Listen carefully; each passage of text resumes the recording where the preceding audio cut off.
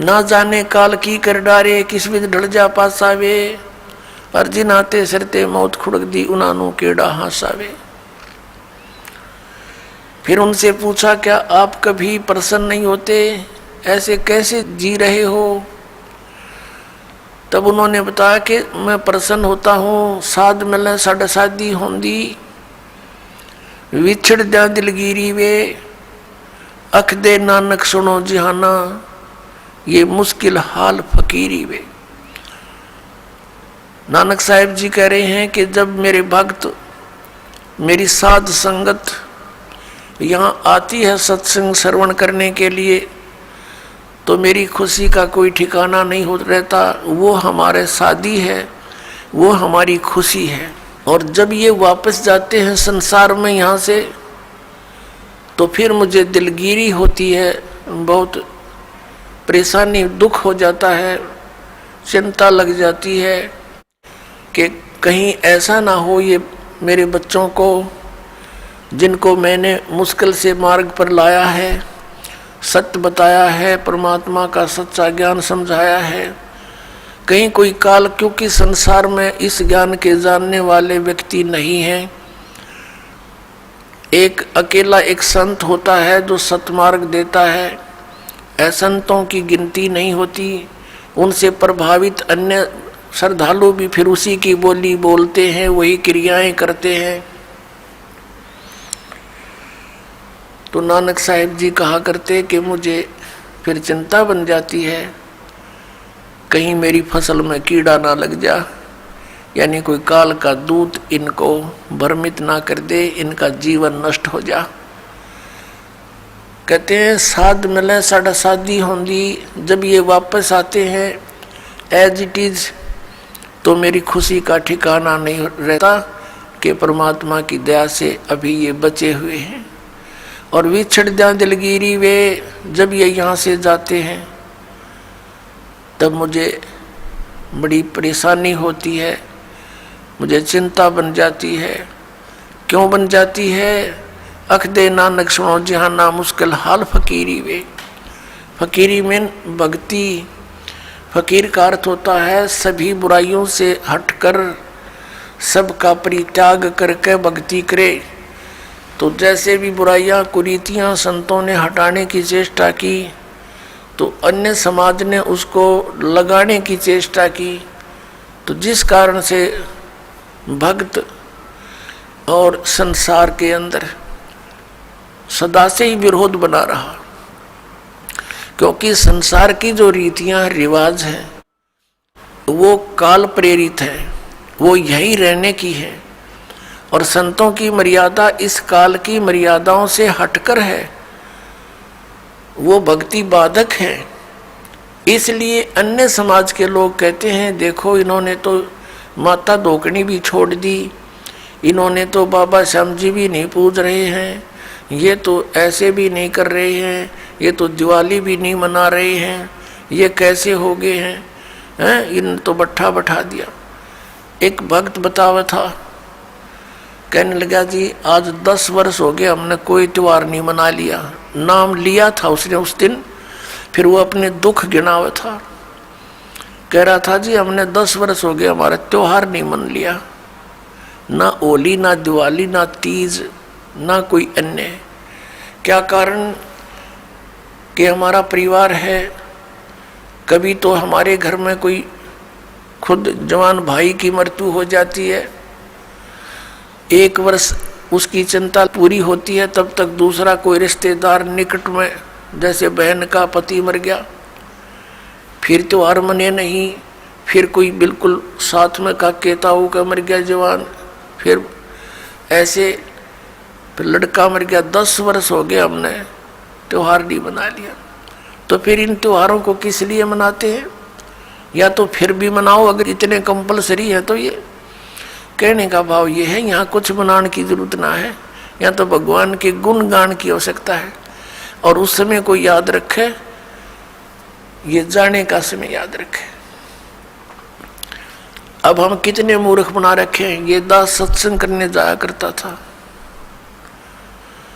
तो वहाँ ऐसे ही भक्तों के साथ हमारे जो एक आध भक्त नाम लेता, वहाँ पाठ करते, हम 2-3 दिन रुकते, तो एक व्यक्ति जैसे ही बुला लेते जी आज उस ज्ञान समझ लो, वो बुला ले उसको, वो बैठ कर लगा एंड बैंड बोलन। कहते भक्ति तो अपने मनमय होती है, गुरु बनाने से क्या भक्ति होती है, ले कर दे दे और करके खा ले, बस यही सब कुछ होता है। काफ़ी ऐसी ऐसी बातें करता रहा, समझाने की चेष्टा की, नहीं माना, क्योंकि उसका 10-15 किले एकड़ ज़मीन थी, अच्छा ट्यूबवेल ला रखा था खेतों में, तो उसने फिर क्या जरूरत थी, क्या आवश्यकता समझा था वो भगवान की, युवा शरीर था। काफ़ी समझाने की चेष्टा की, एंड बैंड बोलता रहा, उठ कर चला गया। खान पीन की उम्र है और अभी अब फांसी लगा रहे हो आप, बीड़ी नहीं पीनी, शराब नहीं पीनी, मांस नहीं खाना, नाचना कूदना नहीं है, यूँ कह कर उठ कर चला गया। और कहता है कि भक्ति तो बुढ़ापे में करया करें, वृद्ध अवस्था हो जा। तो उसको बता भाई बुढ़ापे में भक्ति कठिन हो जाएगी जब पहले से स्टार्ट ना हुई तय, क्योंकि बुढ़ापे में तो फिर सारी ये आपदाएं आती हैं, कभी आंख बनवानी, कभी दांत पड़वाने, कदे पिंडी भड़के, कभी सिर में दर्द, और बड़ा परिवार हो जाता, कदे कोई बीमार, कोई किसी की मृत्यु, वह सारी उस वृद्ध के चोट लगा करे। और कदे खांसी सतावे, कदे और 100 समस्याएं हो जाती हैं, उठ के बैठा जाना, और क्या पता वृद्ध अवस्था तक प्राणी जीवित रहेगा कि ना रहेगा। तो भक्ति के लिए तो संतों ने बताया है, सदग्रंथों में भी यही लिखा पाया है कि भक्ति के लिए जब भी बच्चा 3 वर्ष का हो जा, बोलने लग जा, 3 वर्ष के बालक को उपदेश दिला देना चाहिए, जैसा भी करे वो थोड़ा बहुत करता रहेगा। क्योंकि घर में जब चर्चा चलती है, मंत्र चलेंगे तो वो भी बोलेगा, अपने आप बोलता रहेगा, बच्चे को ज़्यादा असर होता है, प्रभाव बनता है। तो 3 वर्ष तक बच्चा माता पिता के आश्रित होता है। माता पिता ने दीक्षा ले ली, मर्यादा में रहेंगे तो परमात्मा उनके उस स्तर के बच्चों की भी रक्षा करेंगे, और फिर उन बच्चों को नाम से जोड़ देना चाहिए। तो फिर क्या देखा, 1 महीने के बाद फिर उसी गांव में, नगर में जाने का परमात्मा ने संयोग बनाया, सत्संग था। तो दूसरी बार जब दास गया, वहां पता चला कि वो व्यक्ति जो यहाँ वाद विवाद करे था, वो उसकी मृत्यु होगी। और मृत्यु भी कैसे होगी, कैसे हुई, बड़ी दर्दनाक तरीके से। उसका अपना एक कुआं था, इस साइड की बात है, बाडड़ा साइड की, हरियाणा की। उसका अपना एक कुआं था, उस कुएं में नीचे जल था, कुएं में से वो ट्यूबवेल चलाते हैं, तो सारा दिन ट्यूबवेल चलाया, पानी कुछ नीचे चला जाता है, वो पानी नीचे चला गया कुएं का। और वो स्नान करने के लिए वो क्या करता था, उस कुएं में ही उसने नीचे पत्थर की पैड़ी सी लगा रखी थी, उन पर बैठकर स्नान करता था। जब कुएं का पानी भरा होता था तो वो ऊपर की पैड़ियों पर बैठकर वहीं नहा लेता था। और फिर क्या, उस दिन पानी गया, नीचे उतर, और उसने सोचा इस नीचे वाली पैड़ी पर बैठकर नहा लूं, और दायरा कम से कम 5 फुट नीचे। उसने ध्यान किया नहीं, वो नीचे जाया तो उस पैड़ी पर काई लगी हुई थी, पैर फिसल गया और कुएं में गिर गया। उसने चेष्टा की पैड़ी को पकड़ने की, वो उसके हाथ की रेंज से बाहर हो गई और उसके अंदर वो डूब कर मर गया। सारी रात ढूंढते रहे उनके घर वाले, बच्चा आया नहीं, कहाँ गया, कैसे है। खोजते खोजते सुबह देखा तो कपड़े और जूते बाहर रखे हैं, अंदर कुएं में मरकर ऊपर तैर रहा है। जब उसको देखा कि उसके हाथों की ने जो कोशिश की उसने पकड़ने की, किसी वस्तु को कुएं की अंदर की साइड पर पक्की थी, वो उस पर काई लगी हुई थी, उसके अंदर से उसी उंगलियों के निशान गड्ढे हुए थे कि किसी प्रकार पकड़ दो, निशान थे, और वो मृत्यु को प्राप्त हुआ। इससे ये ज्ञान समझ में आना चाहिए कि किस आधार से हम इतने फूले फिरे हैं और क्या बकवाद गढ़ते हैं। अब वो वृद्ध होया ना, भक्ति उसने करी नहीं, अब पता नहीं कहाँ धक्के खाता फिरेगा, कोई गधा बनेगा, कुत्ता बनेगा। तो पुण्यात्मा इन बातों को याद रखे। अब उसकी मौत क्यों कर हुई होगी, आसानी से नहीं हुई होगी। रोया होगा, चिंगाड़ा होगा, नो चिल्लाया होगा, बचा लो बचा लो। बचानी है कोई याद भी ना करे, वहां कौन बचावे, वहां भगवान बचावे, अठा के बाहर ले आवे। उस समर्थ शक्ति की ओट होता है, उसका सहारा मिले। प्रहलाद बचाया, ध्रुव बचाया, मीराबाई बचाई, कितने प्रमाण देख लो जो अब लाखों की संख्या में यहाँ बचा रहे हैं भगवान। तो हमने परमात्मा की शरण अति शीघ्र ग्रहण करनी चाहिए। तो यहाँ भगवान ने हमें बताया है, परमेश्वर ने हमें याद दिलाया है कि झूठे सुख को सुख कहे ये मान रहा मनमोद, ये सकल चबीना काल का, और कुछ मुख में कुछ गोद। राम नाम कड़ुआ लगे, राम नाम कड़ुआ लगे, मीठे लगे दाम, दुविधा में दोनों गए, हे माया मिली ना राम। ये दास एक, जब हमारे पूज्य गुरुदेव जी सतलोक चले गए, उनका एक आश्रम बना हुआ है तलवंडी भाई, जिला फिरोजपुर के अंदर। तलवंडी भाई बोलते हैं उसको, छोटा सा कस्बा मंडी है वहाँ आश्रम। और भी कई आश्रम हैं, बोगा के अंदर एक, खन्ना में भी था, एक नजफगढ़ के अंदर थे उनका आश्रम। तो तलवंडी भाई के अंदर उनके शिष्य बने हुए थे। तो वहाँ ये दास जाता था सेकंड संडे को सत्संग करने के लिए। उन्हीं की प्रार्थना पर कि एक सत्संग यहाँ कर जाया करो, गुरुदेव चले गए हैं। तो वहाँ उनका कोई रिलेटिव आया हुआ था, किसी वृद्धा की मृत्यु पर शोक व्यक्त कर, बुढ़िया मर गई थी कोई। वो शुक्र को आए थे, शनिवार को जाने की तैयारी कर रहे थे 12-1 बजे से। तब उन्होंने कहा कि आप सत्संग सुनकर जाना। जो हमारे गुरुदेव के शिष्य थे, वहाँ सेठ थे, लाला जी थे। कल सत्संग होगा 9 बजे, गर्मियों के दिन थे कि कल 9 बजे ही सत्संग शुरू होगा, 11 बजे तक सत्संग होता है, आप सत्संग सुनकर फिर जाना। कहने लगा मैंने बहुत सत्संग सुने हैं, गुरु भी बना रखा है, ऐसी कोई बात नहीं। उन्होंने कहा आपने सत्संग भी सुन रखे होंगे, गुरु भी बना रखे होंगे, लेकिन ये सत्संग उनसे भिन्न है, इसलिए हम प्रार्थना करते हैं। वो कहने लगा नहीं, मुझे बहुत आवश्यक कार्य है, कल संडे को एक पार्टी आवेगी, उसके साथ मेरा एग्रीमेंट होएगा, और एक मुझे उसमें लगभग 5 लाख रुपए का बेनिफिट है, तो इसलिए मेरा जाना कंपलसरी है। उन्होंने कहा कोई बात नहीं, संडे को 1-2 बजे आते होंगे। हाँ 1-2 बजे आएंगे, तो आप सुबह निकल जाना, 12 बजे चलोगे, जब 3 बजे तक पहुंच जाओगे, 4 बजे चंडीगढ़ जाना था उसने। कहने का भाव उसने कतई नहीं मानी और चल पड़ा।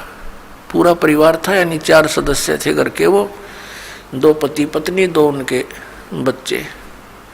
अंबाला के पास आकर के एक ट्रक खड़ा था बजरी से भरा हुआ, और उसके पिछले टायर निकाल रखे थे, जैक ला रखा था, और उसने तो 5 लाख दिखाई दे थे, अनुबंध एग्रीमेंट दिखा था और कुछ ना दिखा। पूरी स्पीड से जा रहा था, मारुति कार थी, उस ट्रक के नीचे घुस गए। प्रथम तो वो लागते मर लिए होंगे, रही खी कसर काट दी और जय कट गया, और पूरा लोडेड ट्रक उनके ऊपर पड़ गया। वहीं पर एट द सपोर्ट चारों मर गए। अब चाट ले उस 5 लाख नशर पैदल ले। अब परमात्मा कहते हैं जो काम करने का था उसके तो निकट भी नहीं आते, सारा दिन यही गोबर के बूंद की तरह इसने इकट्ठा करने पर लगे रहते और ये यहीं रह जाता है। तो यहाँ परमात्मा कहते हैं राम नाम कड़ुआ लागे मीठे लागे दाम, और दुविधा में दोनों गए ये माया मिली ना राम। इसलिए परमात्मा हमें याद दिलाते हैं, मात पिता मिल जाएंगे 184 माँ, सतगुरु सेवा और बंदगी भाई फेर मिलन की ना। जिस परिवार को तू अपना जानकर और इसी के पालन पोषण में और इन्हीं की लोक लाज में भगवान से दूर रह रहा है भोले आत्मा, ये माता पिता तो तुझे अन्य शरीरों में भी मिल जाएंगे। कुत्ते के यहाँ जन्म होगा वहाँ माता पिता, गधे के घर जन्म होगा तेरा वहाँ माता पिता, पशु पक्षी बनेगा वहाँ माता पिता, और अन्य फिर मनुष्य जीवन भी प्राप्त होगा फिर भी माता पिता। माता पिता मिल जाएंगे 184 माँ, और सतगुरु सेवा और ये बंदगी ये भक्ति भाई फेर मिलन की ना। अब परमात्मा फिर कैसी गहरी चोट इस आत्मा का लगाते हैं ताकि या कुछ फड़ी ले ले, कुछ जाग जा, कुछ असर हो जाए इसका कुछ। ये एंटीबायोटिक है, ये कैप्सूल समझो परमात्मा की वाणी जो आत्मा को झंझोड़ कर धर देगी। और इसके ऊपर जो तीनों गुणों का ये नशा बना हुआ है या भांग पी रखी है काल के इस झूठे सुख की, इस त्रिगुणमयी माया की, इसे मिलने वाले लाभ की, तो या उतरने लग जाएगी, कुछ कम हो जाएगी, इसका नशा उतरेगा आपको। परमात्मा कहते हैं कबीर ये माया अटपटी और सब घट आन अड़ी, किस किस न समझाऊं या कुएं भांग पड़ी। आप इस सत्संग को छोड़कर अन्य सत्संग भी सुनते हो, उन सत्संगियों के व्यवहार भी देखते हो। नाम सत्संग का कर्म सारे वही जो आम जन साधारण किया करता है, इसलिए समाज में कुरीतियाँ ना घट करके बढ़ती ही चली गई। ऐसे ही ये भ्रष्टाचार भी बढ़ता ही चला गया, दुराचार भी चरम सीमा पर पहुंच गया, अत्याचार, लूट खसोट, रिश्वतखोरी। तो क्या फायदा हुआ? इतने संत और भक्तों की गिनती नहीं और असर इतना भी नहीं किसी के। कारण क्या है कि वो संत नहीं, और संत के आदेश बिना विकार छूट नहीं सकते। संत का वचन में परमात्मा की दया होती है, उसके ही वचन से, उसकी सत्संग सुनने से प्रभाव बनता है। तो वो संत नहीं है, वो दिखे संत, क्योंकि ऊपर के दिखावे से या इस सत्संग वचन सुना देने से संत नहीं होता। संत के बहुत ही ज़्यादा गहरे जो लक्षण होते हैं वो जन साधारण की पहुंच से दूर होते हैं। एक तो संत का ज्ञान से पहचान होता है, संत की और असंत की उसके वचनों से, उसके सत्संगों से पहचान होती है। और सदग्रंथों में तो और भी बहुत सी पहचान बताई हैं कि उल्टे लटके हुए संसार रूपी वृक्ष को जो भिन्न भिन्न बता देगा स वेदवित वो तत्वदर्शी संत है।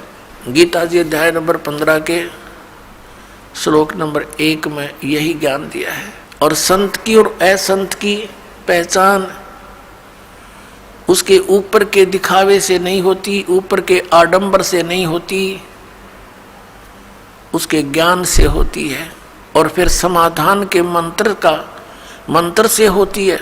ज्ञान भी सुना कर कोई किसी से मिलता जुलता कह सकता है, लेकिन उसके पास उस रोग के नाश करने की, इस हमारे जन्म मृत्यु के रोग का नाश करने की और प्रारब्ध के अंदर आने वाले कष्टों का निवारण करने की औषधि नहीं है, वो सही मंत्र नहीं है, तो कितनी ही बातें बनाता रहे वो संत नहीं है। और किसी व्यक्ति ने इस दास से सुनकर और ये मंत्र लेकर तीनों और स्वयं संत बनकर इनको दान करने लग जाता है, देता है, तो वो डुप्लीकेट लाइसेंस बना रहा है, क्यों? वो अधिकारी नहीं है। वो गुरु की आज्ञा के बिना स्वयं ही नाम देता है तो वो निगुरा है और वो अधिकारी नहीं है, उससे उपदेश लिया हुआ भी व्यर्थ ही है। तो इन सब बातों से हमने सावधान रहना है। अब क्या बताते हैं परमात्मा? कंठी माला सुमरणी पैरे से क्या हो, ऊपर डूंडा साध का अंतर राख्या खो। ऊपर तो साध का डूंडा पीट रखा, जैसे कंठी माला तिलक दाढ़ी दूढ़ी बढ़ा रखी, लाल कपड़े डाल रखे, ऐसा दिखे जैसे बड़ा महापुरुष होगा, और अंदर भक्ति ना ज्ञान एक आने का। कहते ऊपर डूंडा साध का, ऊपर लोग दिखावा तिसा दिखे, भाई कति आदमी ने सोचा भगवान से मिल रहा होगा, और अंदर खख नहीं उसके। तो उसका ज्ञान से पता लगेगा, उसकी बोली से पता लगता है। जैसे धर्मदास जी को जब ज्ञान हुआ, आदरणीय धर्मदास साहिब जी को, और परमात्मा उनसे बिछुड़ गए थे, उसके वियोग में संतों से मिलते थे और उन संतों से प्रश्न करते थे वो कि ब्रह्मा विष्णु महेश के माता पिता कौन हैं। गीता जी अध्याय नंबर 18 के श्लोक नंबर 62 में जो गीता ज्ञानदाता किसी अन्य भगवान की शरण में जाने को कहता है, वो भगवान, वो परमात्मा कौन है, तो वो उसका जवाब नहीं दे पाते थे। वो वही बोली बोलते थे जो पहले बोला करते थे, ये तो अजरो अमर है, सर्वेश्वर है, महेश्वर है। तो उठकर चल पड़ता था कि ये संत नहीं असंत है। तो संत और असंत की बोली से पता लगे। कबीर परमेश्वर जी कहते हैं, खरना हो के हरी कबहू सिंह की खाल उठाए। यदि गधे को सिंह की यानी शेर की खाल पहना दी, ऊपर का कवर उसका, वो उस मात्र से सिंह नहीं बन जाता, शेर नहीं बन जाता। दिखता शेर है बिल्कुल। एक समय एक कुमार ने कुबद सूझगी, उसने कितने कोई शेर की खाल पाएगी पड़ी हुई, शेर मरा पा गया, उसने वो खाल खुल तार तोड़ लिया उसकी कितने काट पीट के, और उसने अपने गधे पर डाल दी, पूरी फट कर दी, और उसको रात के समय खेतों में छोड़ दे। वो जाके किसानों की फसल खावे, रखवाले देखें चांद की चांदनी में निकट जावें, क्या बढ़ गया क्या आ गया, देखे वहाँ पर शेर खड़ा है, फसल खा रहा, शेर सिंह। तो वो भाग ले पूरी तरह, गाँव में आकर रुके, मर गए, शेर आ रहा, शेर आ गया। अब रखवालों ने उधर जाना भी छोड़ दिया कि रात में शेर आवे और फसल खावे। काफ़ी चर्चा का विषय बन गया। एक दूसरे कुम्हार को पता चला कि भाई शेर फसल तो खा नहीं सकता, देखते हैं कोई गधे पर खाल ना डाल रखी हो किसी ने। उसने सोचा कि भी चल पहचान करते हैं, गांव वालों से कहा भी चलो आज शेर पकड़ते हैं। वो कहने लगे नहीं भाई नहीं, उधर नहीं जाना। वो कहने लगा भी चलो तुम मेरे साथ चलो, वृक्षों पर बैठ जाना ऊंचे चढ़कर। वो 2-4 गधे ले गया अपने, और जहाँ वो शेर आता था उसी के आसपास वो गधे छोड़ दिए, और वो बैठ के ऊपर वृक्षों पर। अब डर उसको भी था, कुमार को भी कहीं सचमुच एक शेर ना हो, चलिया तो पहचान हो जाएगी, बेगा गधे ने खा लेगा और क्या होगा। तो थोड़ी देर के बाद उन गधों ने अपनी बोली बोली, हू करने लगे। वो शेर भी ला गया हू करने, वो आया भाग गया, और उन गधों के पास आकर हू करता करता खूब मस्ती में उसकी वह खाल उतर गई ऊपर तक, और गधा का गधा। तब रखवाले उतरे, अरे सचमुच तो गधा है, उसको मार को धमका निकम्मे तने यो के जुल्म कर दिया। तो पुण्यात्मा परमात्मा कहते हैं कि गधे की और शेर की पहचान उसकी आवाज़ से होती है। वो भी हू करता है, जब कहने लगे भाई यूँ तो गधा है, शेर को नहीं, शेर की आवाज़ है कोई ना, वह बोली ही नहीं है शेर वाली। तो इस प्रकार संत और असंत का ज्ञान उसके वचनों से, उसके सत्संग से, उसके ज्ञान से होता है। अब परमात्मा हमें याद दिलाते हैं, अगम निगम को खोज ले, बुद्धि विवेक विचारे, उदय अस्त का राज मिले, तो बिन नाम बेगारे। अपने आत्मा हम तो ये सोचते हैं कि हमें कोई अच्छी पोस्ट मिल जाए, हमें कोई अच्छा राज पद प्राप्त हो जाए, एमएलए, एमपी, मंत्री, मुख्यमंत्री, प्रधानमंत्री, राष्ट्रपति बन जावा। अब परमात्मा हमें क्या याद दिलाते हैं कि जिस वस्तु की तुम चाह कर रहे हो, ये मनुष्य जीवन की चाह नहीं है। ये तो बालकों का खिलौने हैं, बच्चों की चाह है, इस टाइप की, भक्तों की इच्छा नहीं होती। उसके साथ साथ आप जी ने इसको गहराई से विचार करना होगा, सोचना होगा। जैसे एक पोलैंड देश का पूरा कैबिनेट, पूरा मंत्रिमंडल, जिसमें 96 व्यक्ति थे, एक जहाज में बैठ के, और किसी और अन्य मंत्री कोई मर गया था, उसका शोक व्यक्त करना थे, मुंह काट जावा थे उसकी, और वो उनका वायुयान दुर्घटनाग्रस्त हो गया। 96 के 96 मर गए, जिसमें से 85 तो वो मंत्रिमंडल के सदस्य थे, बाकी वो जहाज वाले कुछ एक दो होंगे। अब उनकी कितनी इच्छाएं होंगी, उन्होंने क्या क्या योजनाएं बना रखी होंगी। परमात्मा कहते हैं जो काम करने का था उसने स्टार्ट भी ना करते इन बकवादों में जीवन खो दिया, मनुष्य जीवन। आप यहाँ देखते हो, एक बार हरियाणा के एक मंत्रिमंडल ने शपथ ली, उसके 2 मंत्री एक ही हेलीकॉप्टर में दुर्घटनाग्रस्त हो गए। शपथ ली थी, 2-4-10 दिन हुए थे बनाने और खत्म हुए। ऐसे ही एक मुख्यमंत्री आंध्र प्रदेश का, एक अरुणाचल प्रदेश का, हेलीकॉप्टर में जा रहे थे।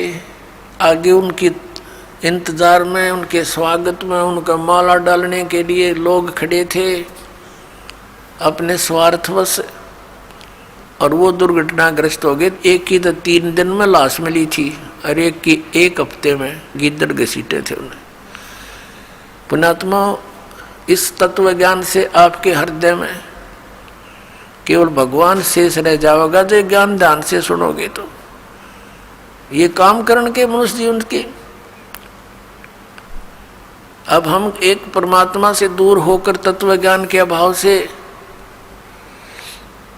उस गोबर के भूंड की तरह इस माया रूपी गोबर को इकट्ठा करने में लगे रहते हैं, और रास्ते में हमारी मृत्यु हो जाती है। जैसे गोबर के भूंड होते हैं, देखे होंगे खेतों में, भैंस गाय गोबर चौथ कर देती है, गोबर कर देती है, और वो दोनों भूंड और भूंडनी, व पति पत्नी, उस सारे गोबर ने इकट्ठा कर कर और बिल में ठोक लेंगे, गोली बना बना के उसको ऊपर कर रेत लगा के, कोई पिछाड़ ना ले के रखा है छुपा के, और ऐसे ढोते ढोते मर जाते हैं पशु के पैर तले आके, वो गोबर वहीं रह जाता दरा दरा। तो ये माया जोड़ जोड़ के बैंक भर दिए, अरे गधा बन के सैर सपट्टे करते फिरेंगे, जिनके पैसे लिए ये जैसे राजा लोग हैं, मंत्री है, मुख्यमंत्री, अन्य मंत्री, या कोई राजपद पर बैठे हैं, कर्मचारी अधिकारी हैं, ये जनता के टैक्स से मौज मार रहे हैं, और कर लगा रखा जनता पे, जिसमें गरीब आदमी भी अपने 10 नौहों की कमाई से कुछ करता है, वो भी टैक्स में जाता है, और उस पर ये मौज करते हैं। जो इनका कर्तव्य बनता है उसको भूल कर ये भी केवल अपने ही स्वार्थ में, अपने ही उदर पूर्ति में लगे रहते हैं, जिस कारण से इनको प्रत्येक का कन कन देना पड़ेगा। किसी का गधा बनेगा, किसी का बैल बनेगा, किसी की भैंस बनेगी, गाय बनेगा। परमात्मा कहते तुमने उस दरगाह का मैल नहीं देखा, और धर्मराज के तिल तिल का लेखा। जैसे एक गवर्नर था पंजाब और हिमाचल का, वो ज्वाइंट यानी 2 चार्ज थे उसके ऊपर, 2 का गवर्नर था अकेला। वो रिटायरमेंट पे था, 1-2 वर्ष रह रहे थे। उसने सोचा पहाड़ी क्षेत्र में हिली स्टेशन पर बहुत बड़ा बंगला बनाऊंगा और बुढ़ापे में वहाँ ठाठ से रहा करूँगा, शुद्ध वायु होगी, सैर सपट्टे वहाँ करा करूँगा। उस उद्देश्य से 3 करोड़ रुपये लेकर हेलीकॉप्टर में वहाँ के कोई अच्छे बड़े प्लाट का, बड़े जमीन का वो रजिस्ट्री कराने चला था। 3 करोड़ रुपये उसने हेलीकॉप्टर में रख रखे थे। अब पुण्यात्माओं, पहले 100 के नोट थे, 500 के भी ना थे, तो मरण के काम तो आप कर रहा था। वो 3 करोड़ 100 के नोट और बरकत देखे कितने हो जाते हैं। तो वो दुर्घटनाग्रस्त हो गया वो हेलीकॉप्टर। उसका परिवार भी साथ में था, एक बालक बच्चा था, लड़का। वो पहाड़ियों पर मर गया पड़ के। और वो नोट उड़ते फिरे, वो बकरी खावा उनने, फिर वो आकर जो भेड़ बकरी चरा रहे थे वो उठा ले गए गडरिए। फिर उनको फिर क्या देखा कि उसका जो अपना रेजिडेंस था वहाँ उसने तय खाना बना रखा और उसमें 40 करोड़ रुपया दे रखा। 40 करोड़ रुपया 100 के नोटों का मेरे ख्याल में 2 ट्रकों पर नहीं चला है। और वो छाती का लाए बैठा सांप की तरह उस पर सोए और वहाँ मर गया। वो रह गया दराया। अब क्या होगा? वो लाट साहब फिर गधा बनेगा और गेला उसकी पत्नी, और फिर क्या बनेंगे वहाँ? जिसके पैसे इकट्ठे कर रखे थे प्रत्येक का पाई का हिसाब चुकाएंगे। बहुत लंबा काम बना लिया उन्होंने अपने ऊपर। तो परमात्मा कहते हैं कि तुमने उस दरगाह का मैल नहीं देखा और धर्मराज के तिल तिल का लेखा। तो यहाँ परमात्मा हमें याद दिलाते हैं कि जैसे श्रीमद् भगवत गीता अध्याय नंबर 7 के श्लोक 29 में कहा है कि अर्जुन, मेरे आश्रित होकर मैं तुझे जो ज्ञान बता रहा हूँ उसको आश्रय करके उस पर अमल करो। क्या बताया है? गीता जी अध्याय नंबर 4 के श्लोक नंबर 32 में कहा है कि आध्यात्मिक अनुष्ठानों यानी यज्ञों की जानकारी सच्चिदानंद घन ब्रह्म की वाणी में विस्तार के साथ कही गई है। वो तत्व ज्ञान है और उस तत्व ज्ञान को जानने के पश्चात तू सब कर्म बंधनों से मुक्त हो जाएगा। चौथे अध्याय के 34वें श्लोक में श्रीमद् भगवत गीता में कहा है कि अर्जुन, उस तत्व ज्ञान को जो सच्चिदानंद घन ब्रह्म ने स्वयं आकर अपने मुख कमल से बोला है, वो कबीर वाणी है, वो कबीर वाणी है, वो सच्चिदानंद घन ब्रह्म की वाणी है, वो तत्व ज्ञान है। उस तत्व ज्ञान को तू तत्वदर्शी संतों के पास जाकर समझ। उनको दंडवत प्रणाम करने से, कपट छोड़कर उनसे प्रसन्न करने से, सरलतापूर्वक प्रसन्न करने से वो तत्वदर्शी संत तुझे उस परमात्म तत्व का ज्ञान कराएंगे। यानी गीता ज्ञान दाता से अन्य कोई परम शक्ति है जो पूर्ण मोक्षदायक है, जिसकी शरण में जाने के बाद फिर संसार में लौटकर कभी नहीं आते, पूर्ण मोक्ष होता है। और उसकी कृपा से ही ये जीव परम शांति को और सनातन परम धाम को प्राप्त होता है। अपने विषय में गीता ज्ञानदाता कहता है कि अर्जुन, चौथे अध्याय के 5 और 9 में, दूसरे अध्याय के 12 श्लोक में गीता जी में, गीता अध्याय नंबर 10 के श्लोक नंबर 2 में कहता है, अर्जुन तेरे और मेरे बहुत जन्म हो चुके हैं, तू नहीं जानता, मैं जानता हूँ। तो इसे सिद्ध गीता ज्ञानदाता भी नाशवान है, इसकी भी जन्म मृत्यु होती है। गीता ज्ञानदाता कौन है? श्री कृष्ण में ये ब्रह्म बोल रहा है। अब ब्रह्म की पूजा करने से भी वो स्थान प्राप्त नहीं हो सकता जहाँ जाने के बाद साधक फिर लौटकर संसार में कभी नहीं आते, जो गीता जी अध्याय नंबर 15 के श्लोक नंबर 4 में कहा है। और फिर गीता जी अध्याय नंबर 18 के श्लोक नंबर 62 में कहा कि अर्जुन, तू सर्वभाव से उस परमेश्वर की शरण में जा, उसकी कृपा से ही तू परम शांति को और सनातन परम धाम को प्राप्त होगा।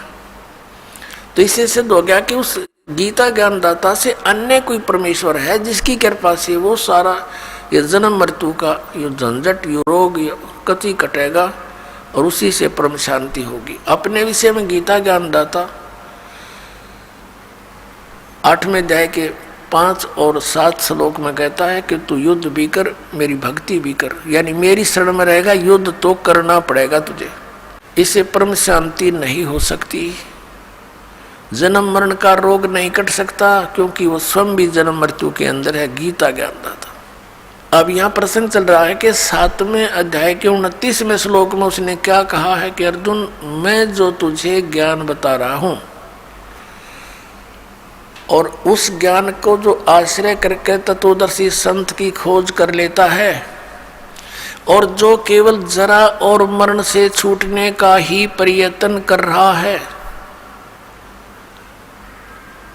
तो वो उस तत्ब्रह्म को और संपूर्ण अध्यात्म ज्ञान को और सभी कर्मों को समझ चुका है, सभी कर्मों से परिचित है। जो व्यक्ति जरा और मरण से ही छूटने का प्रयत्न करता है, संसार की किसी अन्य वस्तु की डिमांड नहीं करता है, तो वो समझ लेना कि वो उस तत्ब्रह्म से परिचित हो चुका है, उस परमेश्वर से परिचित हो चुका है जिसकी शरण में जाने के बाद साधक फिर लौट कर कभी संसार में नहीं आते और जिसकी कृपा से परम शांति और सनातन परम धाम प्राप्त होता है। अब जरा माने वृद्धावस्था, बुढ़ापा, और मरण माने मृत्यु। जरा और मरण से जो छूटने का प्रयत्न करते हैं वो उस तत्ब्रह्म से परिचित है। अब अर्जुन ने 8वें अध्याय के प्रथम मंत्र में पूछा, 7वें अध्याय में केवल 30 मंत्र हैं, 29 में आपको सुना दिया और 30 श्लोक में ये कहता है गीता ज्ञानदाता कि अंत समय में जो केवल मुझे ही जानते हैं तो वो मुझे ही जानते हैं, वो मेरे तक ही सीमित रह जाते।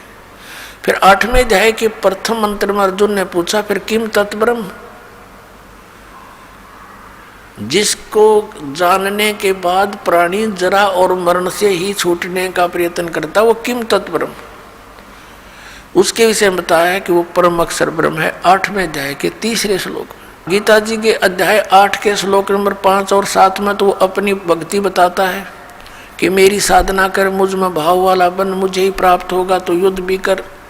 8वें अध्याय के 13वें श्लोक में गीता जी में कहता है मुझ ब्रह्म का केवल एक ओम अक्षर है और अंतिम सांस तक उसकी भक्ति करता हुआ जाएगा तो मुझे प्राप्त होगा।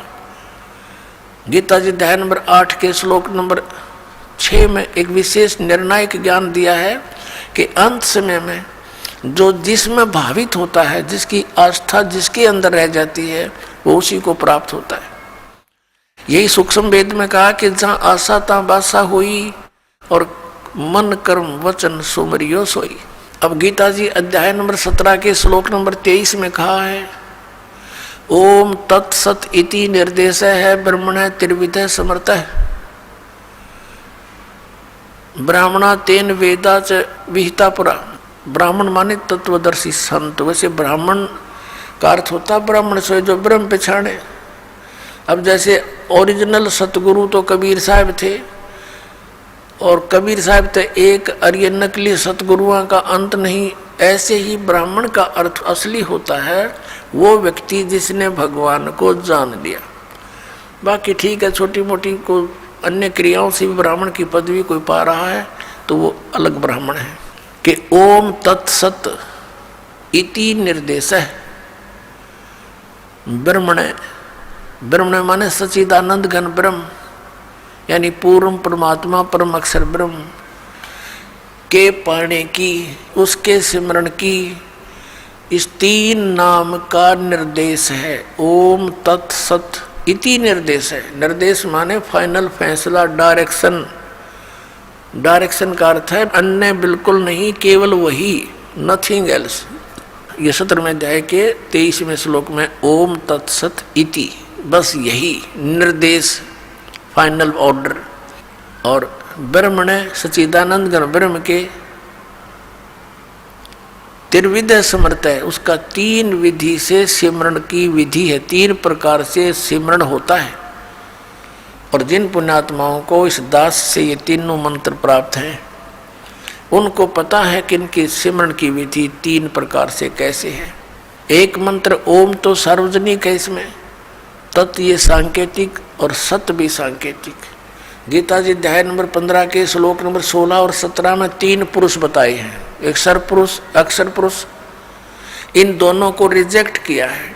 ये और इनके अंतर्गत जितने प्राणी हैं, इन भगवानों के पुरुष माने प्रभु, इन स्वामियों के अंतर्गत जितने प्राणी हैं, और ये स्वयं भी नाशवान हैं, जीवात्मा किसी की नहीं मरती। 15वें अध्याय के फिर 17वें श्लोक में तुरंत कहा है, उत्तम पुरुष है तू अन्य परमात्मा इति उदारते,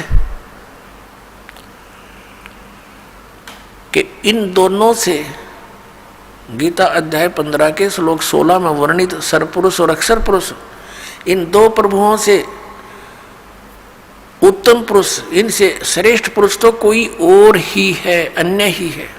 यह परमात्मा इति उदारते, कहते हैं उत्तम पुरुष तो अन्य परमात्मा इति उदारते, यह लोक तरम आविश्य विवर्ती अवैश्वर है, और वही परमात्मा कहा जाता है। वो श्रेष्ठ भगवान तो इन दोनों से कोई और है, सरपुरुष और अक्षर पुरुष से। वो कौन है? वो परम अक्षर पुरुष है, वो परम अक्षर ब्रह्म है। परम अक्षर पुरुष कहो चाहे परम अक्षर ब्रह्म कहो, सर पुरुष कहो चाहे सर ब्रह्म कहो, अक्षर पुरुष कहो चाहे अक्षर ब्रह्म कहो। गीता जी अध्याय नंबर 8 के श्लोक नंबर 3 में जिसके विषय में कहा है, वो परम अक्षर ब्रह्म है, उत्तम पुरुष है तू अन्य परमात्मा इति उदारते। ये लोक तरम आविश्य विवर्ती, जो संसार रूपी वृक्ष की जड़ है, वो मूल मालिक है, जो सबका पालन पोषण करता है, जो तीनों लोकों में प्रवेश करके सबका धारण पोषण करता, वो वास्तव में अविनाशी परमात्मा है। अब प्रसंग चल रहा है 8वें अध्याय के 5 और 7 मंत्र में। गीता ज्ञानदाता अपने विषय में बता रहा है कि मेरी भक्ति कर मुझे प्राप्त होगा, लेकिन ओम नाम का जाप कर, ओम नाम से जो परम गति होगी वो ब्रह्मलोक प्राप्ति है। ब्रह्मलोक में गए प्राणी फिर वापस आते हैं, जन्म मृत्यु में रहते हैं। और गीता ज्ञानदाता स्वयं भी कहता है, मेरे भी और अर्जुन तेरे भी बहुत जन्म हो चुके, तू नहीं जानता। तो इससे पूर्ण मोक्ष और सनातन परम धाम और परम शांति नहीं हो सकती। गीता जी अध्याय नंबर 17 के श्लोक 23 में ओम तत्सत तीनों भगवानों के मंत्र हैं, सरपुरुष, अक्षर पुरुष और परम अक्षर पुरुष के। सर्वब्रह्म, अक्षर ब्रह्म और परम अक्षर ब्रह्म। तो सर्वब्रह्म कहो, इसको सीधा ब्रह्म भी बोल देते हैं, इसको ज्योत स्वरूपी निरंजन काल भी कहते हैं। इसका ओम मंत्र है, यो तो इसने डिक्लेयर कर ही रखा है। अब उस परमात्मा को पाने की ये 3 मंत्र की साधना है या पूजा नहीं है, या साधना है। जैसे जल पानी नीर, जैसे दन दन सतगुरु वाले देते 3 मंत्र, अकाल मूर्त सब स्वरूपी राम सतपुरुष, ये तो पाना है हमने, इसको तो खोजना है। जैसे जल पानी नीर करता रहे, पानी का पता है पृथ्वी में जल है, वो मिला कैसे, उसके वो साधन खरीदने पड़ेंगे, लाने पड़ेंगे, बोकी मारनी पड़ेगी। सांस उश्वास की, ये 2 मंत्र का ओम और तत् ये सांकेतिक है, ये अक्षर पुरुष का मंत्र है जिसको परब्रह्म भी कहते हैं। तो इन दोनों मंत्रों का श्वास उश्वास से जाप करना होता है। ये सांस उश्वास की बोकी लगेंगी, और फिर वो क्या होगा, जैसे बोकी का काम है पाइप को जल तक पहुंचा देना, इन दोनों से जल बाहर नहीं आएगा, मिलेगा नहीं। फिर तीसरा हैंड पंप लगाना पड़ेगा उस जल को बाहर निकालने के लिए, प्राप्त करने के लिए, वो भी सेवा पूजा है। ऐसे ही इन 2 मंत्रों से, जो सतनाम के 2 अक्षर का मंत्र है, एक ओम और एक तत्, सांकेतिक दास बताता है इस पृथ्वी पर 21 ब्रह्मांड में इस दास के अतिरिक्त ना इस नाम से कोई परिचित है 3 मंत्र से, और ना ही कोई अधिकारी है, ये सत्कर मान लेना। और कोई देता है तो धोखेबाज है। यदि कोई इस दास से लेकर के कहीं ये शुरू भी कर रखी होगी दुकान का नीच तो पावेगा कहीं ना कहीं लुका छुपा, फिर समाज उससे भी बच के रहेगा और उसके फंसे हुए जाल के भक्तों को भी समझाने की चेष्टा करेगा कि गलत आदमी का फंस गए तुम। ऐसे तो ये दुश्मन पहले बतेरे थे, जिन भ्रमित कर दिया, डबो दिया देश का देश, पूरे मानव समाज को गुमराह कर रखा। भगवान के शत्रु हैं ये, परमात्मा के बच्चों को मिसगाइड किए बैठे हैं। अब ओम और तत् ये तो सतनाम 2 अक्षर का, और ये राधा स्वामी के गुरुजी खुद कहते हैं जो 2 अक्षर का भेद बतावे सोए गुरु पूरा कहावे। इन 1 अक्षर का भी ना मेरा है, 5 नाम काल के 5 उनका जाप करते हैं, जिस कारण से इनका मुखिया भी भूत की योनि प्राप्त किए हुए हैं और अपनी से सैबुकी में बढ़कर प्रवेश करके हुक्का पीवे और चूरमा खावे, रोटी खावे। अब खा यहीं पर खा धक्के, क्योंकि संत मिले नहीं और पिछली पुण्यकर्मी प्राणी थे ये महात्मा। आगे चार्जर ठीक मिला नहीं, सतभक्ति मिली नहीं, पिछली बैटरी डिस्चार्ज होगी, पुनक्षीण हो गए, भूता बनना था। फिर करोड़ों लोगों को गुमराह करने का दोष सिर पर रख ले गया, वो तो दुर्गति इसकी न्यारी होगी।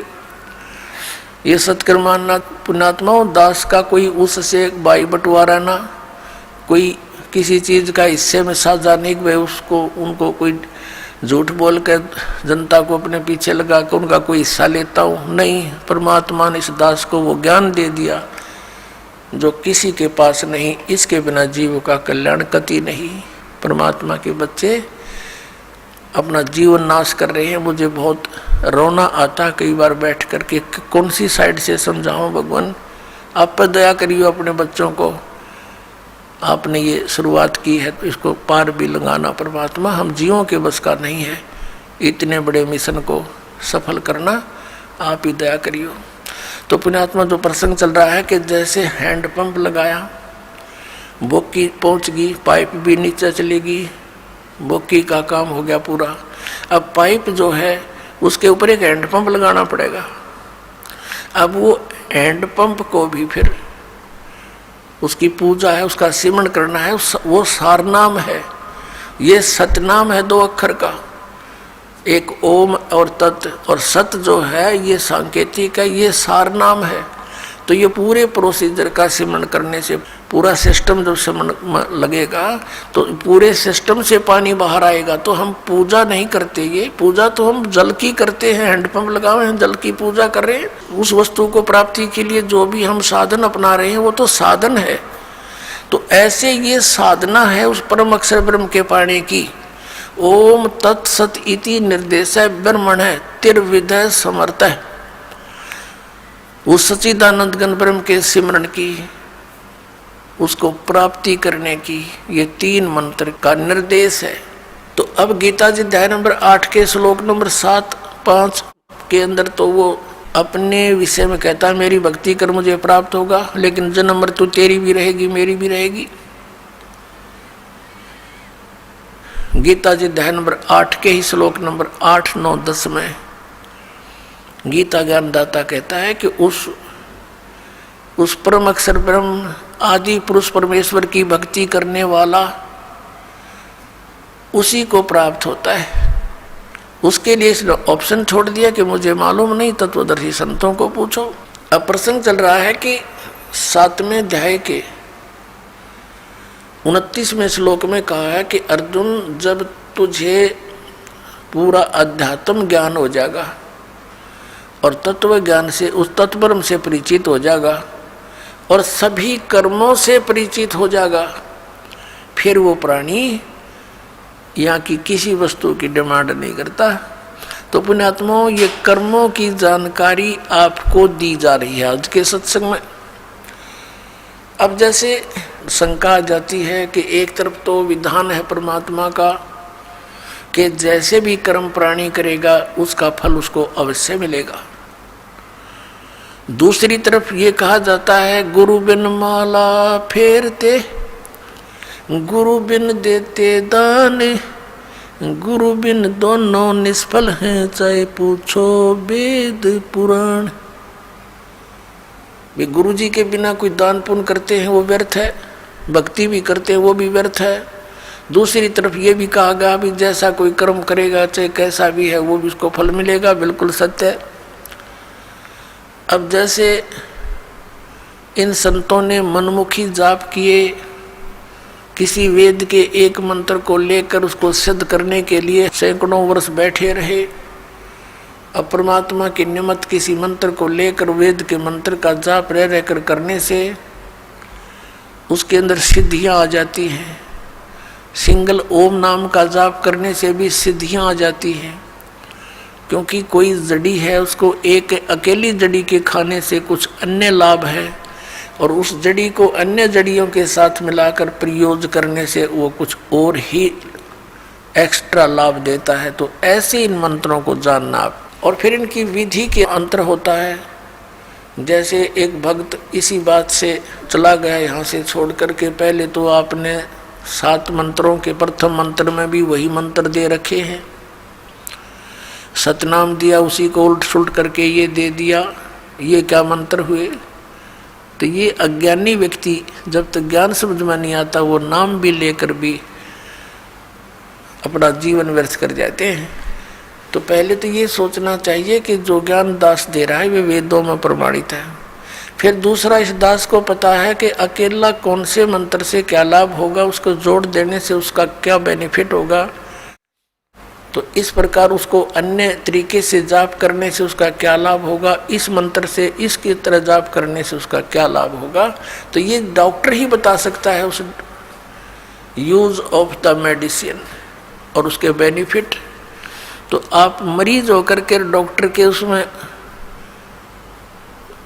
जो ट्रीटमेंट में ऑब्जेक्शन करते हैं तो वो कर्महीन इंसान होते हैं।